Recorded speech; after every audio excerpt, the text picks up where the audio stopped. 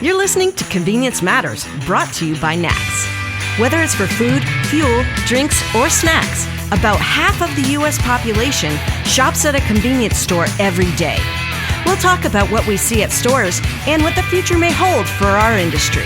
People have changed their habits dramatically and quickly since early 2020 when the novel coronavirus shifted the entire world into a very different place.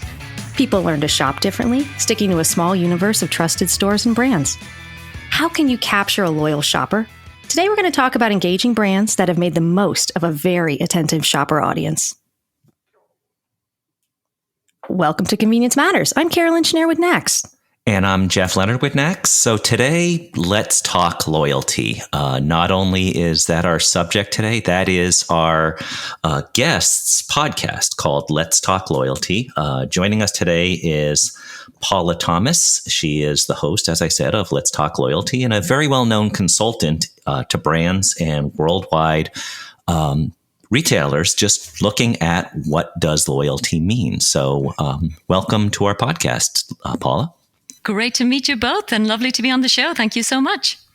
So I'm going to set this up with a really broad question and take whatever chunk you think works out of this. When we think of loyalty, it's existed for hundreds of years. Let's take away the loyalty cards and things like that. But it goes back to kings and queens and all that, where servants and kings understood what loyalty meant. Whoa, you went really far. I went really far back. But there was kind of a understanding, no loyalty, off with your head. It was kind of simple. Today, loyalty is very different. And I guess as it evolves, is there a gap between what brands think loyalty is and what customers think loyalty is? And is that gap growing, or how might brands and retailers look at perceptions of loyalty? Wow, it's a big question, Jeff. So no holds barred, eh? It's a great one. So what I would say, Jeff, is you're absolutely right. The reason I suppose I called my podcast Let's Talk Loyalty was to give myself a bit of permission to talk about that emotional side of loyalty, as well as the more structured loyalty programs that we're all very familiar with. So I think what has happened over the last 50 years is that programs have been very good on the transactional side, for example. We've all gotten very used to having a good value exchange with brands that we frequent. But increasingly, I suppose what's happening is that more and more customers, I suppose actually almost even in the context of a changing world, are looking for better connections. So what they want to do is, and even Carolyn, you said it in the introduction, they want to know who to trust and how they can be more loyal to the brand. But actually, I think what they're expecting is the brand should first be loyal to them. So there is definitely a fundamental shift where it's not just, okay, how can we get our customers to be more loyal to us? But actually, how can we earn their trust by being loyal to them? So the definition of loyalty has changed from the king to those that are under the king, now using a different example, the brand and the consumer. So the consumer is defining loyalty now. As Carolyn mentioned, has it evolved even more dramatically over the last few months with the pandemic and how people are looking at shopping differently?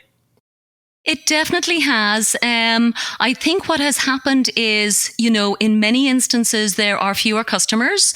So I think loyalty as a discipline has really been elevated within many companies.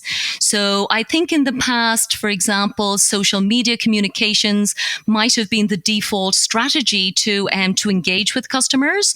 But certainly if you didn't have or don't have a direct digital connection with your customers, now is the time very much when brands are going, we absolutely need to have that direct connection with them. So it has, as we know, the technology has accelerated.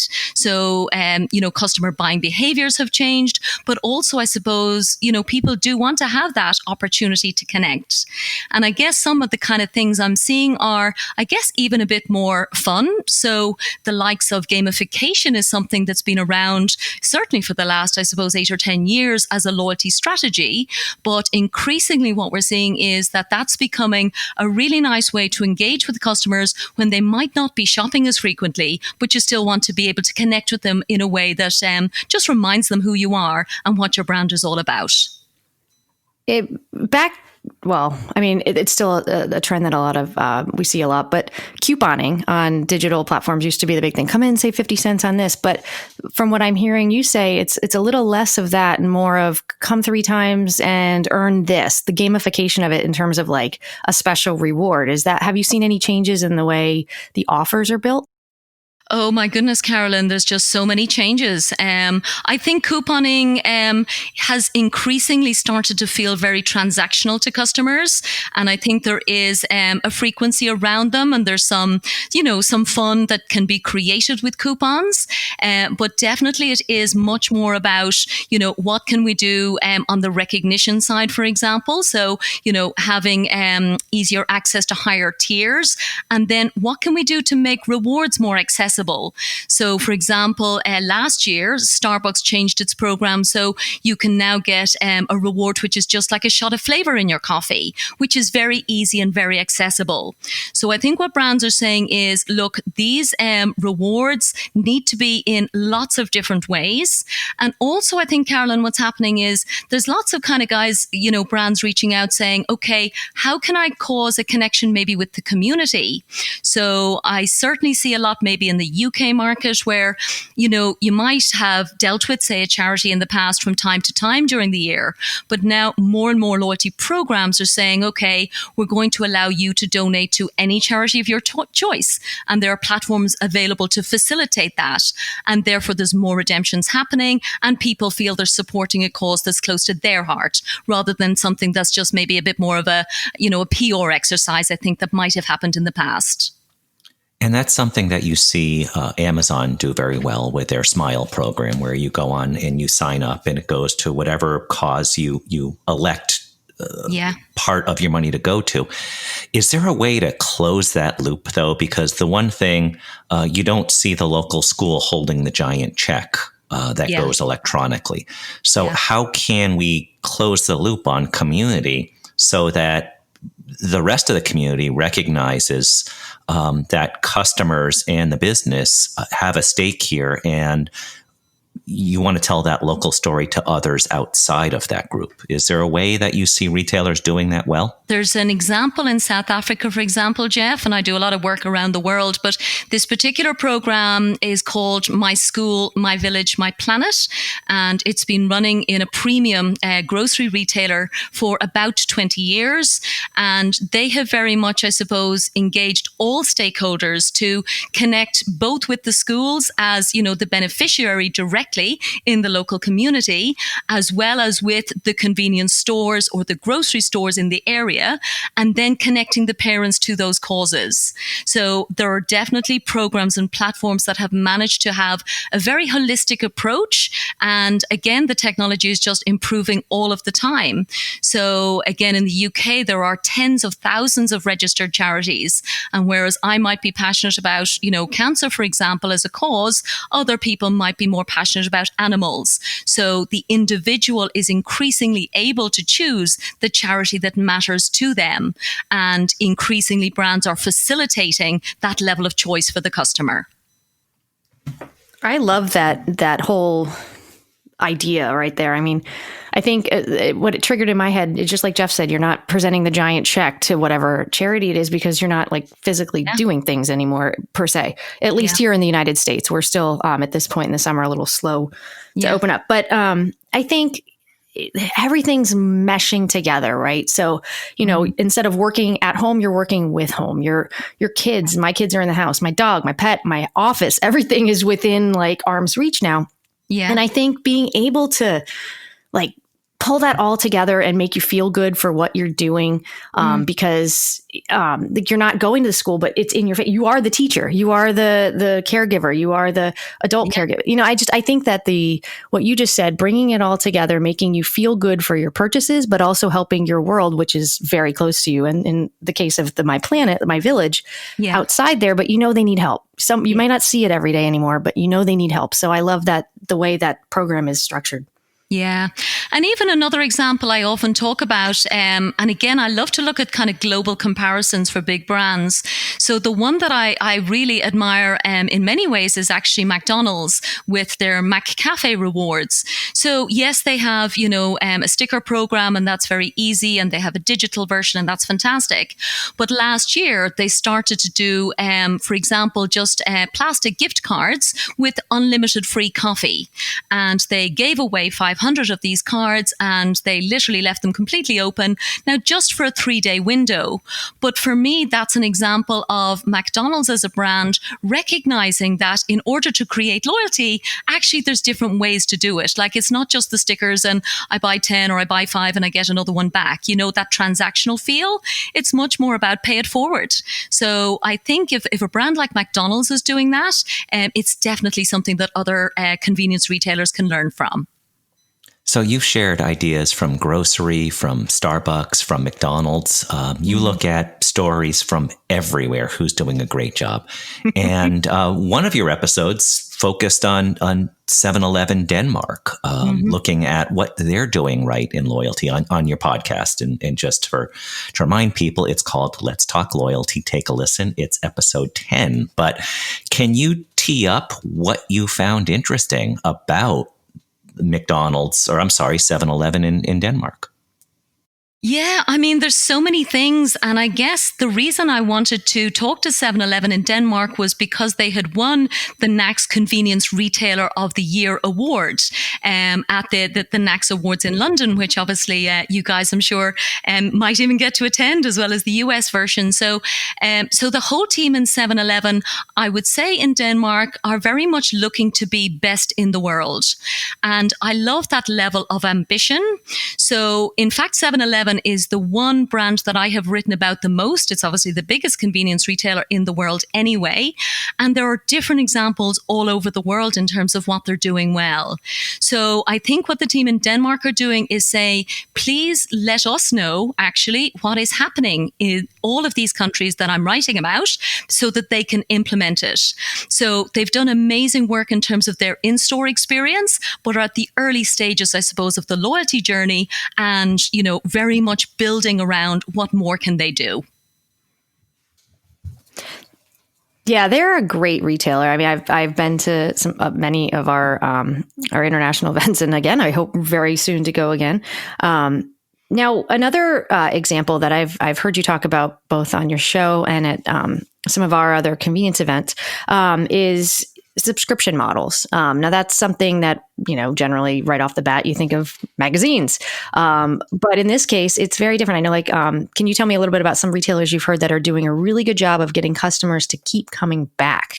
It's actually my favorite one at the moment, Carolyn, because I suppose we're starting to use the term in the industry of extreme loyalty.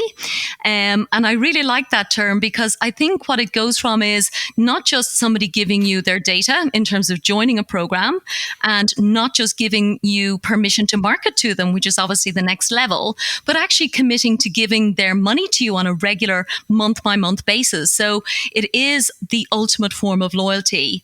So to answer your question, I'm really fascinated by the coffee experience.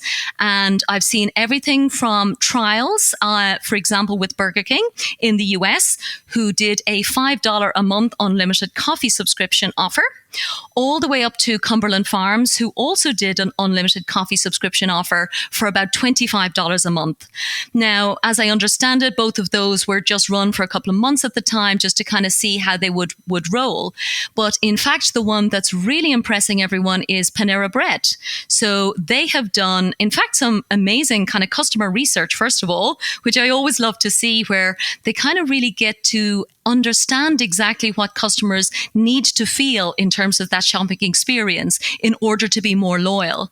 And what Panera Bread realized was there's actually quite a lot of guilt associated with the cost of some coffees.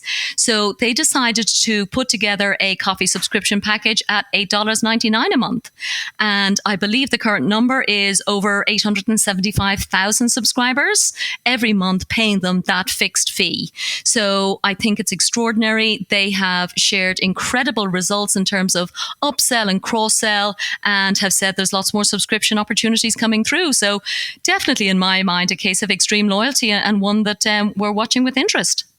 That's interesting. Oh, sorry, Jeff. You use the word guilt. Now, that sounds negative, but guilt can be a positive emotion. And thinking about loyalty, when you look at in the United States, I from what I've heard, one of the most common industries with repeat customers is hairstylists, barbers, hairdressers, because you have a conversation with them for, in my case, 30 seconds, but in some cases, hours. So how can you take advantage of the positive elements of guilt where you've had you can't possibly cheat on your hairstylist. I mean, you know everything about them. What are those elements of loyalty where you don't cut hair, but how can you take those ideas of glue, of loyalty, and apply it to a 4-minute transaction? Yeah.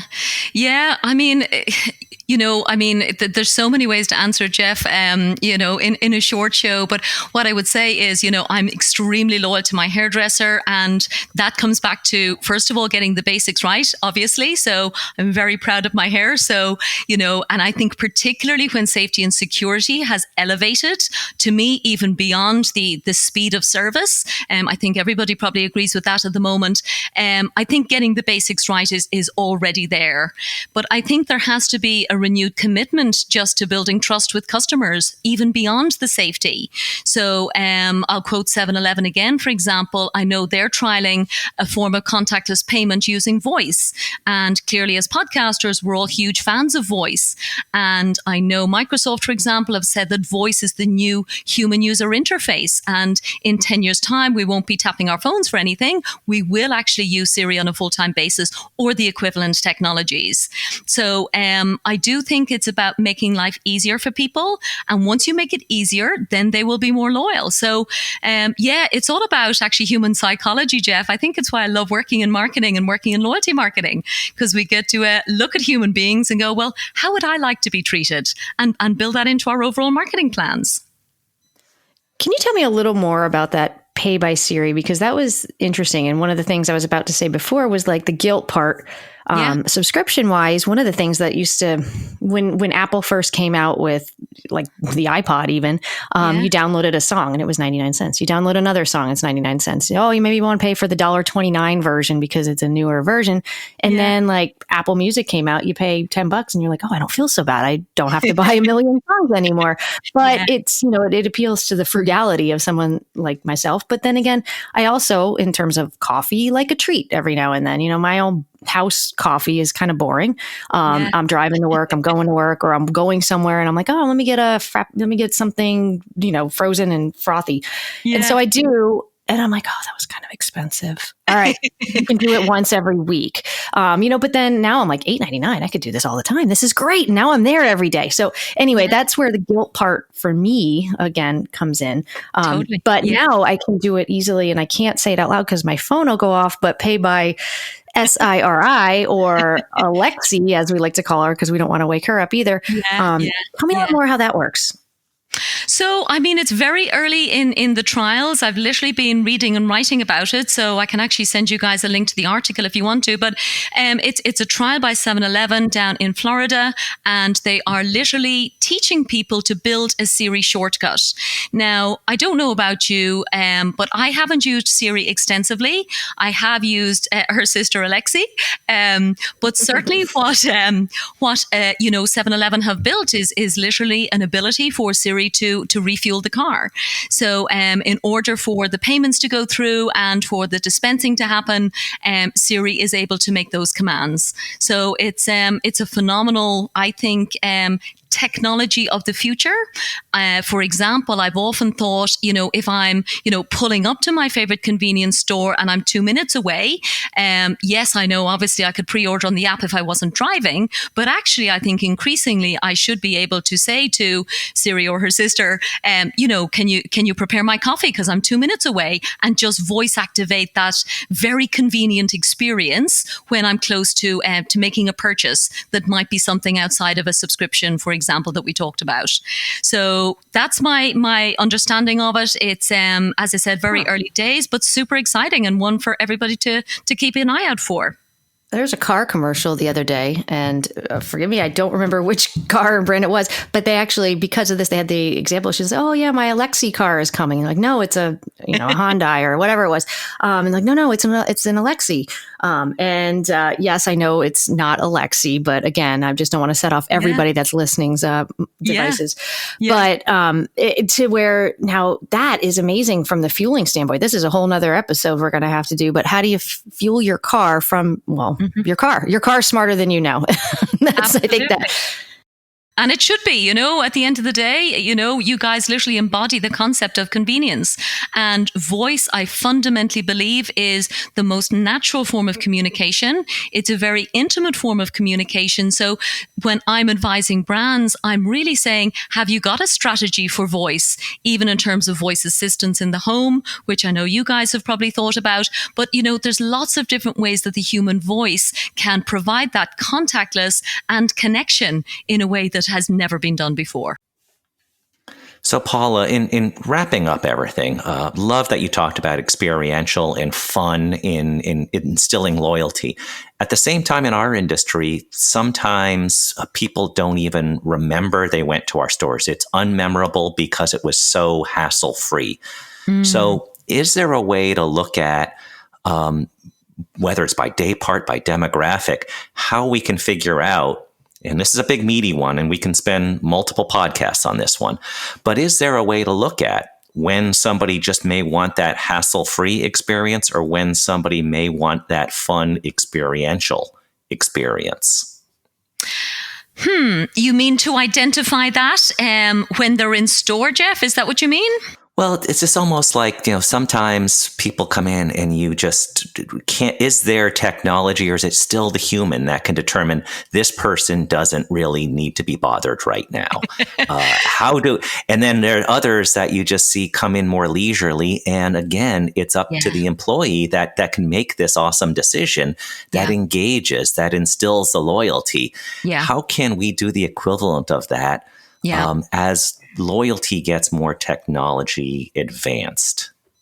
Well, fundamentally, I suppose, Jeff, I have always said that, there is a moment of truth at the point of sale. And no matter, what technology you have in place, it is up to the human beings on both sides of the counter to decide what type of interaction they want to have. So I do think training fundamentally underpins absolutely everything, particularly training on how loyalty can benefit them. So one of my favorite technologies, for example, is something we call payment link loyalty, where you can literally connect the payment card with the loyalty account in the back. And there's actually then no need to open an app or scan or do anything like that.